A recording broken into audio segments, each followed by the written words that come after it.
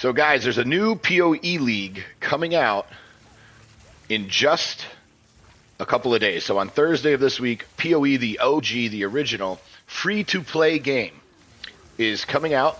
If you spent any money in PoE2, it all cross balances. Okay, so if you bought stash tabs, they cross over. If you bought skins, cosmetics, anything, they cross over. But if you are similar to me, where PoE2 was basically where you started getting into PoE, right? Like you might have played a couple leagues in PoE1, but it was really complicated, or you never played it at all, but you wanted to pay for the early access and play it. Should you go play the new POE1 league?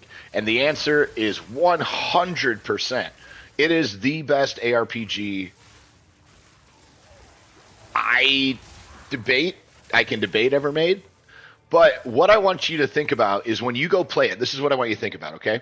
When you go play POE1, I want you to play it to see what the whole campaign feels like, what the trials feel like, or the labs, right? What the end game feels like. Blight, heist, all these end game mechanics, right? Mapping. Now, again, the Atlas tree is not going to be there. They're going to have like an idle tree for your Atlas, which is going to be completely different.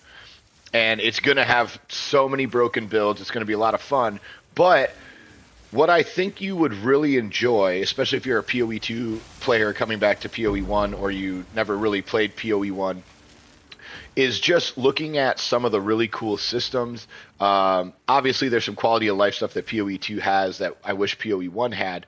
But look at the endgame stuff. Look at mapping. Look at the different league mechanics, right? Look at all the little systems they have. Harvest, heist, blight, the uber bosses, whatever you could imagine, go play around with it and do it, because that's what I'm actually really excited about. So to be honest with you, I love Blight. Blight is one of my favorite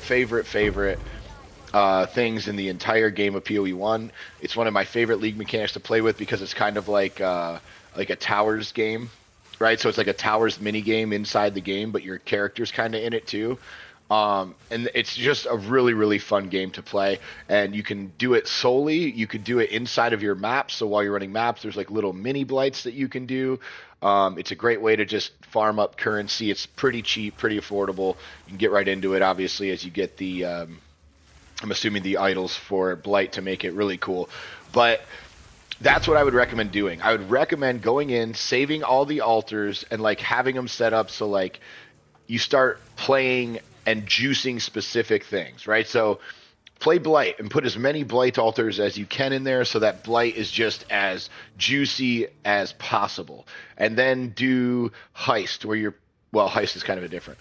Then maybe do Expedition, where you're doing logbooks and it's just juicy as possible. Strong boxes. If you guys haven't ever played strong boxes and you think that they suck in PoE2, strong box farming is one of my favorite Atlas strategies in PoE1. You just pop open these boxes and you can buff them so much that they have just massive amounts of shit, and you're just running around clicking all these boxes. You can get like 20 boxes, 30 boxes in a map, and it's just raining all kinds of stuff. Then you get the divine box, and like there's just so much cool stuff with strong boxes. So that was actually probably the biggest L that PoE2 had, was strong boxes were so much fun in PoE1, and they are just absolute dog trash in PoE2.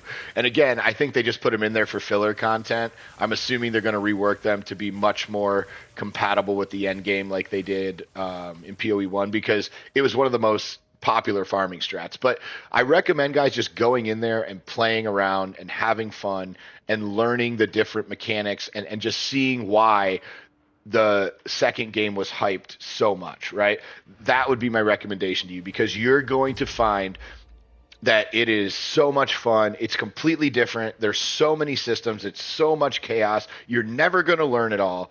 And that's okay. Follow a guide. Go watch my other video that I just put out about starting how to do league starters, how to research what builds to go find. As somebody who's made all the mistakes, trust me, I'm that guy who quit because I just tried to do my own thing and I was just completely overwhelmed and fucked it all up, right? So I'm that guy. So if you're like me and you don't have a ton of time to play, but you love games and you love ARPGs, I highly, highly, highly recommend checking out the League of Fregia, or however the fuck you say it, and checking it out because it is my favorite.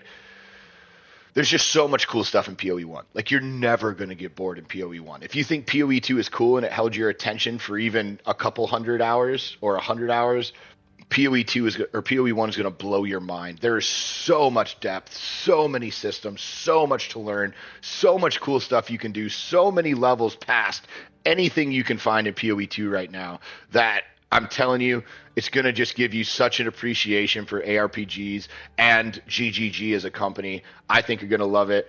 Let me know what you guys think in the comments. Have a great day. Let's go play some games.